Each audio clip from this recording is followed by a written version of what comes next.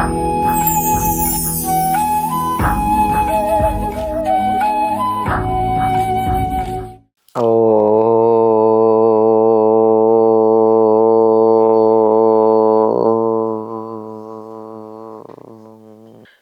గురుభ్యో నమః.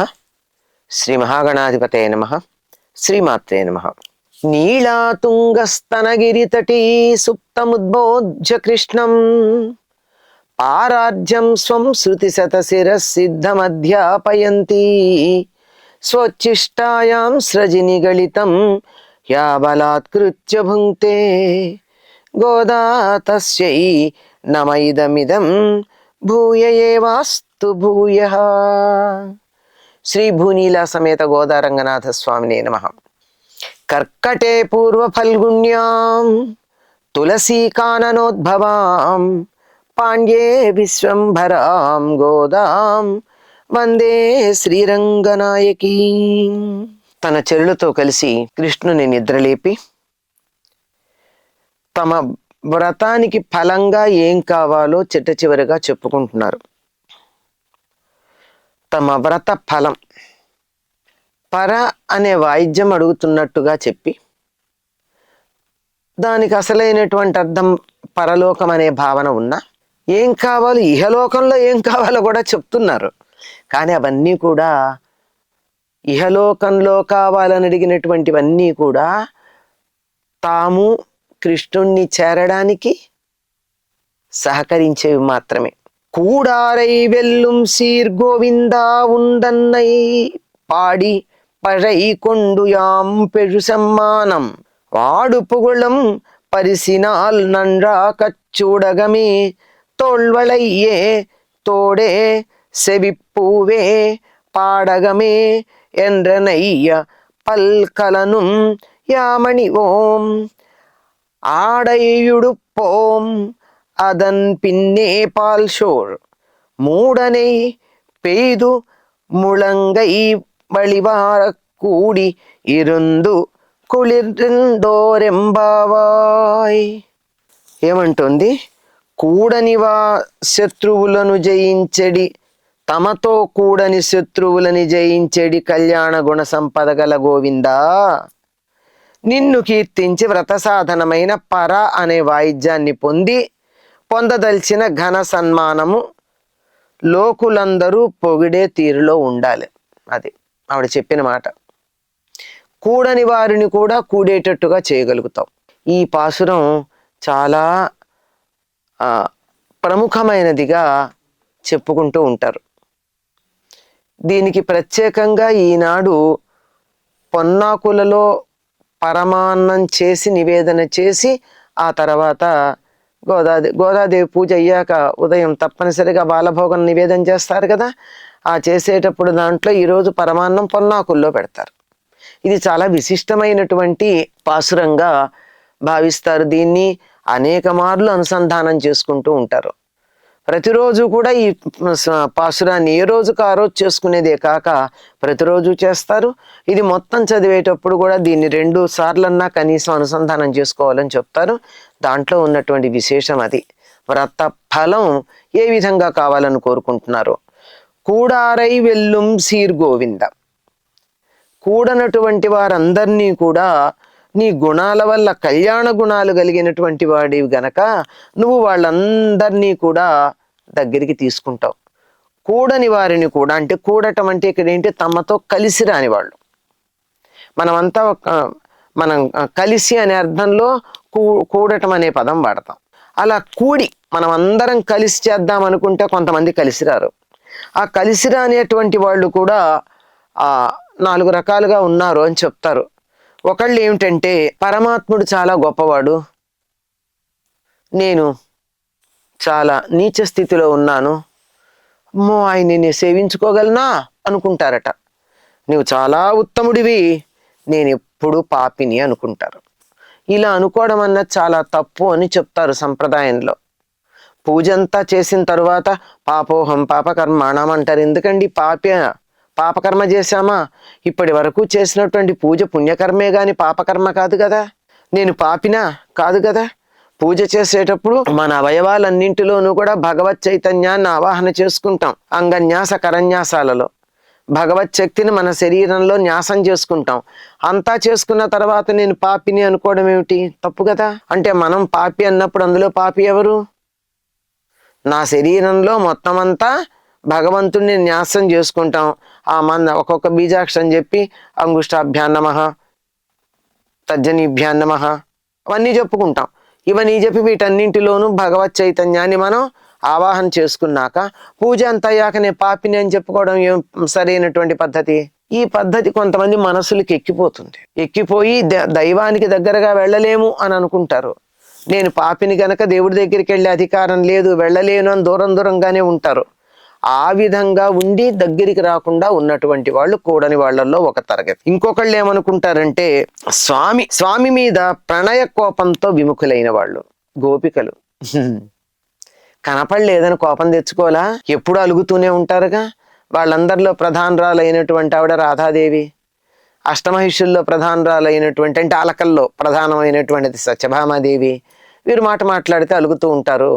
పిలిస్తే కూడా ఎడముఖం పెడముఖం పెట్టుకుంటారు. ఇది ఒక రకం. ఇంకొకళ్ళు భయంతో మాత్సర్యంతో ద్వేషం కలిగినటువంటి వాళ్ళు. కంసుడికి భయంతో కృష్ణుడంటే భయపడిపోయాడు. ఇది ఇంకో జాతి, 4వ తరం. ఇంకొకళ్ళు ఉన్నారు అతి చనువుతో కాస్త మనవాడేలే అని పెద్దగా పట్టించుకోరు. 100కి 90 మంది మేం దేవుణ్ణి నమ్ముతామనేటటువంటి వాళ్ళు హృదయపూర్వకంగా నమ్ముతారా? త్రికరణ శుద్ధిగా నమ్ముతున్నారా? లేదుగా. హృదయపూర్వకంగా త్రికరణ శుద్ధిగా కాదు, అతి మామూలుగా మనం ఆంగ్లంలో చెప్పాలంటే క్యాజువల్గా యథాలాపంగా ఉంటాడు. మనకి ఎప్పుడు కావాలంటే అప్పుడు దేవుడు మనకి కరుణిస్తాడు. మనవాడే, ఆయన దగ్గరికి వెళ్ళక్కర్లా, ఆయనకు పూజ చేయక్కర్లా. నా మనసులో ఉన్నాడు కదా, నేను తలుచుకుంటే చాలు, నేను అనుకుంటే నా హృదయంలో ఉన్నటువంటి దైవం నాకు చేస్తాడు అనుకుంటారే కానీ ఆయన్ని తలుచుకోరు, ఆయన దగ్గరికి వెళ్ళరు, అటువంటి పనులేమీ చెయ్యరు. వీళ్ళు ఉదాసీనులు. ఎక్కువ మందిమి మనలో అటువంటి వాళ్ళమే ఉంటాం. ఇవాళ పూజ ఉంది రండంటే పర్వాలేదండి, దేవుడు ఏమనుకోడు, ఇవాళ నాకు ఓపిక లేదు, సీరియల్ చూడాలి అని చెప్పి ఆగిపోతామే. అట్లాంటి వాళ్ళందరూ ఈ 4 వాళ్ళు. కానీ వీళ్ళందరూ కూడా ఈ 4 రకాలైనటువంటి వాళ్ళు కూడా కోపంతోనో, భయంతోనో, ఉదాసీనతతోనో, ప్రణయ కోపంతోనో, లేకపోతే తాము చాలా తక్కువ వాళ్ళం అనుకున్న భావనతోనో రారు. అట్లాంటి వాళ్ళందరినీ కూడా దగ్గరికి తెచ్చుకుంటాడు తన యొక్క మంచి గుణాలతో. కళ్యాణ గుణ సంపదలకి నిలయమైనటువంటి వాడు ఈయన గోవిందుడు. ఈయనకి చాలా ఇష్టమైన పేరండి గోవిందనామం. ఈ ఒక్క నామంతో పిలిస్తే ఆయన చాలా సంతోషపడతాడట. మిగిలినవన్నీ ఆయన లక్షణాలని బట్టి ఆయనకి మనం ఆపాదించిన పేర్లైతే ఇది సంపాదించుకున్న పేరు గోవిందుడు. అంటే చాలా కష్టపడి ఇంద్రుడి చేత పట్టాభిషేకం చేయించుకున్నాడు గోవింద అని. రాళ్ల వాన కురిపించినప్పుడు 7 రోజుల పాటు గోవర్ధన పర్వతాన్ని ఎత్తి ఆ పర్వతం కింద గోవులని, గోపకులని, గోపికలని, గోపబాలకులని అందరినీ కూడా రక్షించి 7 రోజులు అయిన తరువాత ఇంద్రుడు తన యొక్క శక్తి సామర్థ్యాలను గుర్తించినటువంటి వాడై ఇక లాభం లేదు అని చెప్పి దిగి వచ్చి ఈయనని అనుగ్రహించమని ప్రార్థించి పట్టాభిషేకం చేస్తాడు. అది గోవింద పట్టాభిషేకం. అది ఆయన సంపాదించుకున్న పేరు. అంతేకాదు దాంట్లో చాలా విశేషాలు కూడా ఉన్నాయి. గోవుని ఇచ్చేవాడు, గోవుని పొందినటువంటి వాడు, లభ్యమైనటువంటి వాడు, ఇవన్నీ ఉంటే గోవులంటే ఆవులే కాదు, గో అంటే కిరణాలు, గో అంటే వెలుగు, గో అంటే సూర్యుడు, గో అంటే వాక్కు, ఇలా గో అంటే భూమి, ఇలా అనేకమైన అర్థాలు ఉన్నాయి. ఇవన్నీ కూడా గోదలో ఉన్న గోకి కూడా వర్తిస్తాయి. భూమి చేత ఇవ్వబడింది, భూమిని ఇచ్చేటటువంటిది, వెలుగునిచ్చేది, మోక్షాన్ని ఇచ్చేది, కాంతిని ఇచ్చేది, ఇలాంటి అర్థాలన్నీ గోద అనేటటువంటి నామంలో మనకు కనపడుతుంది. భూమి చేత ఇవ్వబడిందే కాదు, భూమిని ఇచ్చేది అని అర్థం కూడా వర్తిస్తుంది. కనుక అటువంటి గోవింద నామం చాలా ప్రధానమైనటువంటిదిగా చెప్తారు. ఓ గోవిందా, నీ కళ్యాణ గుణాలని తెలుసుకున్నటువంటి వారై అందరూ నీ దగ్గరికి చేరతారు. కూడని వారిని కూడా కూడేటట్టుగా చేస్తావు. ఇది ఆధ్యాత్మికంగా భగవత్పరమే కాదు, లౌకికంగా కూడా ఇది చాలా ఉపయోగపడేటటువంటి అంశం. ఎవరైనా మనతో కలిసి రాని వాళ్ళు ఉంటే వాళ్ళని కలుపుకుని పోవాలండి. ఎంతసేపు మనుషుల్ని ఇలా ఇలా ఇలా దూరం చేసుకోవడం కాదు, అందరినీ ఇలా దగ్గరికి చేసుకుని చేర్చుకుని మనతో పాటుగా కలిసి వచ్చేట్టుగా మనం ధర్మ మార్గంలో ఉన్నప్పుడు ఆ విధంగా వెళ్ళాలి. మనం చెడు మార్గంలో ఉండి అందరినీ కలుపుకోవడం కాదు, ధర్మ మార్గంలో ఉండి అందరినీ ముందుకు తీసుకెళ్లేటటువంటిది. అలా కూడని వాళ్ళందరినీ కూడా, శత్రువులని కూడా నీ కళ్యాణ గుణాలతో ఒక్క చోటకి చేర్చినటువంటి గోవిందా, నిన్ను కీర్తించి మేము వ్రతం చెయ్యాలనుకుంటున్నాం, దానికి పర అనేటటువంటి వాయిద్యాన్ని ఇస్తే మేము ఆ వ్రతం పూర్తి చేస్తాం. ఆ వ్రతం పూర్తి చేశాక మాకేం కావాలి? పర అనే వాయిద్యం ఇచ్చేస్తావు, రమ్మన్నావుగా, నువ్వు ఇస్తావు, అందులో అనుమానం లేదు. ఆ వాయిద్యంతో మేము చక్కగా వ్రతం చేస్తాం. వ్రతం చేశాక ఏం కావాలి? వ్రతానికి ఒక ఫలితం ఉంటుంది, ఒక నియమం ఉంటుంది. నిత్య పూజకి ఒక ఫలమేం కాదు, ధర్మార్థ కామ మోక్ష చతుర్విధ పురుషార్థ సిద్ధ్యర్థం అనే చెప్పుకుంటాం. ఈ 4 మాకు సిద్ధించాలంటామే కానీ ప్రత్యేకమైన కోరికే ఉండదు. నేను ధర్మ మార్గంలో ఉండాలి, ధర్మంగా ధనాన్ని సంపాదించాలి, ఆ ధర్మంగా సంపాదించిన ధనంతో ధర్మబద్ధంగా కోరికలను తీర్చుకోవాలి, అప్పుడు నేను ముక్త స్థితిలో ఉండాలి అని చెప్పేటటువంటిది అంతే ఉంటుంది. కానీ ప్రత్యేకంగా మాకు అది కావాలి, ఇది కావాలి, ఫలాంది జరగాలి, ఇలా ఉంటాయి కదా, మన కోరికలు చాలా ఉంటాయి. అమ్మాయి పెళ్లి కావాలి, అబ్బాయికి ఉద్యోగం కావాలి. ఇప్పుడు మళ్ళీ రివర్స్ కూడా ఉందనుకోండి, అబ్బాయికి పెళ్లి కావాలి, అమ్మాయికి ఉద్యోగం రావాలి అని కోరుకోవడం. ఇట్లా ఏదో ఇల్లు కట్టుకోవాలి, మరోటి చేయాలి, మరోటి చేయాలని, ఇలా ప్రత్యేకమైన కోరికలు కోరి చేసేటటువంటిది ఒక వ్రతం ఉంటుంది. దాన్ని వ్రతం అంటారు. వ్రతానికి ఒక ఫలం కూడా ఉంటుంది. మరి మేం చేసే వ్రతానికి ఫలం ఏమిటంటావా? మాకు కొన్ని ఆభరణాలు ఇవయ్యా, అవిటా వీళ్ళకి పెద్ద కోరికలు. ఏం కోరికలు అంటే అవి ఘన సన్మానం. నువ్వు మాకు సన్మానం చేయి చాలు, మమ్మల్ని గౌరవించు. గౌరవించేటువంటి అర్థం ఏమిటి? వీళ్ళకి నమస్కారం చేయడం అని కాదు, వీరికి తగినటువంటి బహుమానం ఇవ్వడం. ఆ ఇచ్చేవి చూసి లోకులంతా, అబ్బా కృష్ణుడు ఎంత గొప్ప బహుమానాలు ఇచ్చాడండి వీళ్ళకి, ఎంత బాగున్నారండి వీళ్ళు అని వాళ్ళందరూ ఆ బహుమానాలు చూసి ఆశ్చర్యపోవాలట. ఏమిటి ఆ బహుమానాలు అంటే, చేతులకు గాజులు కావాలి, తర్వాత బాహుపురులు అంటే ఇక్కడ దండకడియాలని ఇక్కడ పెట్టుకునేవారు పూర్వం. ఇప్పుడు మనకెక్కడా కనపడడం లేదు, చూస్తున్నాను లేండి. కొంతమంది ఇక్కడి నుంచి ఇక్కడికి వస్త్రం లేకుండా ఒక దండకడియం పెట్టుకుని రావడం చూస్తున్నాం, దండకడియాలు. ఆ తర్వాత చెవి కింద వేలాడేటటువంటి లోలకులు, లోలకం అంటే కదిలేది, లోలకులు, పైన ఉండేటటువంటి దుద్దులు, కాళ్ళకి అందెలు, ఇలా ఇంకా చాలా ఉంటాయి ఆభరణాలు. ఏదో కొన్ని చెప్పాం కానీ మేము ఇవన్నీ కావాలి మాకు. ఇన్ని నగలు పెట్టుకుని చింపిరి బట్టలతో ఉంటే బాగుంటుందా? నగలు బాగా పెట్టుకున్నాకేముండాలండి, ఆ నగలు పెట్టుకున్న దానికి తగినటువంటి మంచి వస్త్రాలు ఉండాలి. వీటితో పాటు మంచి చీరలు కూడా కట్టుకోవాలి. ఇవన్నీ మేము ధరించాలి. ఇవన్నీ ధరించిన తర్వాత ఏం చేస్తామా తర్వాత చెప్తాం అన్నారు. ఏమిటి ఇవన్నీ ధరించటం అన్నది? ఈ చేతులకి గాజులు ఇవన్నీ కూడా 5వ తనానికి చిహ్నమైనటువంటి ఆభరణాలు. చెవికి పెట్టుకునే పువ్వులు ఇవి ఏమిటి అంటే, చెవికి ఆభరణాలు ఏమిటండి? విష్ణు కథలు ఆకర్ణించటమే చెవులకు ఆభరణాలు, కర్ణాభరణాలు. అలాగే ఏదైనా సరే సత్కార్యం చేయడమే, చేతులతో చేయడమే ఆ చేతికి ఆభరణం. గాజులు వేసుకుంటే చేతికి ఆభరణం కాదు. ఈ చేత్తో 10 మందికి అన్నం పెట్టడమో, చదువు చెప్పడమో, ఏదో రాయడమో, మరో మంచి పని చేయడమో, దానం చేయడమో చేస్తే ఈ చేతికి ఆభరణం. ఇలాంటి ఆభరణాలన్నీ మాకు కావాలి. కాలికి అందెలు కూడా కావాలి. కాలికి అందెలు వేసుకున్నామంటే గల్లు గల్లు మని మోగుతూ నీ దగ్గరికి వస్తాం. ఇది కూడా ముత్తైదువులకు ఉండేటటువంటి ఆభరణాలే. ఇవన్నీ మాకిచ్చి, ఇవన్నీ ఇచ్చిన తర్వాత మంచి చీరలు కూడా ఉండాలి సుమా. అన్నీ అయ్యాక చీరలు లేకపోతే ఏం బాగుంటుంది? మంచి చీరలు కూడా కట్టుకుని ఉండాలి మేము. ఇది అయ్యాక ఏం చేస్తాం అంటే, మంచి పరమాన్నం తినాలి. ఎలా? నీతో కలిసి తినాలి తెలుసా. మేము విడిగా తినడం కాదు. వీళ్ళు ఇంతకు ముందేమన్నారు? నెయ్యున్నోం పాలున్నోం అన్నారు. మేము నెయ్యి తినము పాలు తినము అన్నారు. నెయ్యి పాలు తినము అన్నారు. ఇవాళ్ళు ఏమంటున్నారు? నీతో కలిసి తింటాం. ఎందుకు తినలేదు ఇన్నాళ్ళు? నువ్వు లేవు గనక తినలా. నువ్వు ఉంటే కదా మేము ఇవన్నీ తింటాం. నీతో పాటు మాకు ఇవన్నీ కావాలి అంటే నువ్వు ఉండాలి. నువ్వు ఉన్నప్పుడు మాత్రమే మేము ఇవి తినడానికి వీలవుతుంది. కనుక మాకేం కావాలి? నెయ్యి వేసినటువంటి బాగా పాలు పోసి వండిన అన్నంలో బాగా నెయ్యి వేయాలి. ఎంత? అదంతా పాలు అన్నం కూడా మునిగి అంత నెయ్యి వేయాలి. ఆ నెయ్యి వేస్తే ఎట్లా ఉండాలట అంటే, ఇలా తినడానికి ఆ పరమాన్నాన్ని చేతిలోకి తీసుకుంటే మోచేతి దాకా కారాలటండి. అంటే ఇట్లా తీసుకుంటే చేతిలో నెయ్యి కారుతుంది. ఆ కారణం ఎక్కడ? ఇక్కడి నుంచి ఇక్కడికి, ఇక్కడికి ఆగదు. ఇలా కారిపోతూ ఇలా చేత్తో తీస్తే ఇలా అనుకుంటాం.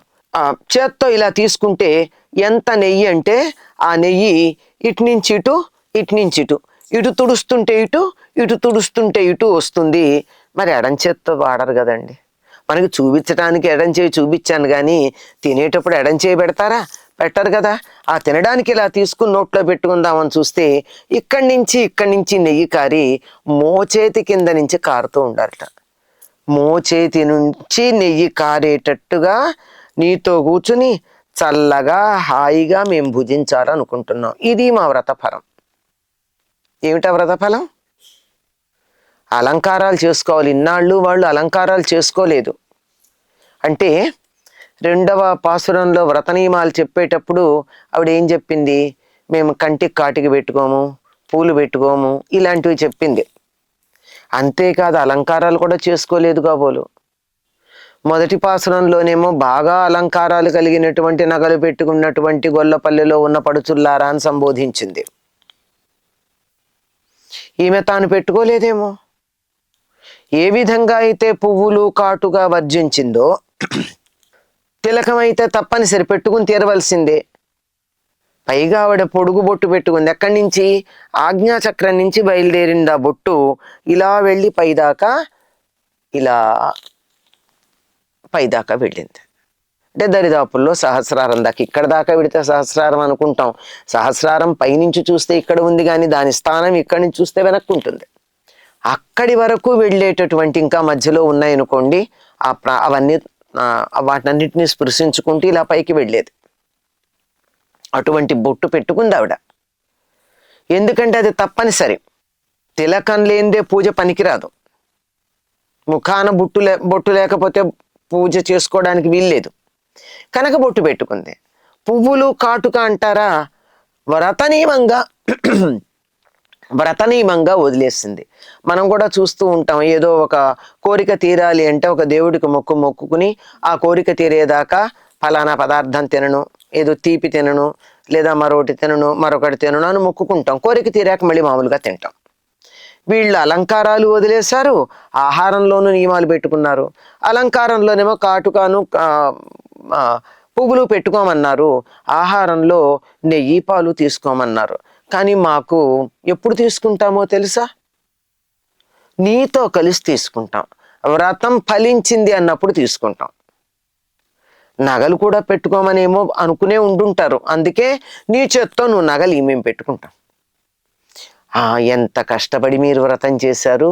వ్రతం చేసినంత కాలం కొత్త బట్టలు కట్టుకోలేదా? వ్రతం చేసినంత కాలం నగలు పెట్టుకోలేదా? మీకు నగలన్నీ ఇస్తా. వ్రతం ఫలించింది కదా, ఇంకా ఇవాళ నుంచి మంచి వస్త్రాలు ధరించండి, ఇవాళ నుంచి నగలు పెట్టుకోండి అని చెప్పి చెవులకు దుద్దులు, లోలకులు, చేతులకు గాజులు, బాహుపురులు, ఇంకా కాలికి అందెలు, ఇంకా ఎన్నో. నువ్వెన్ని ఇస్తే అన్ని నగలయ్యా.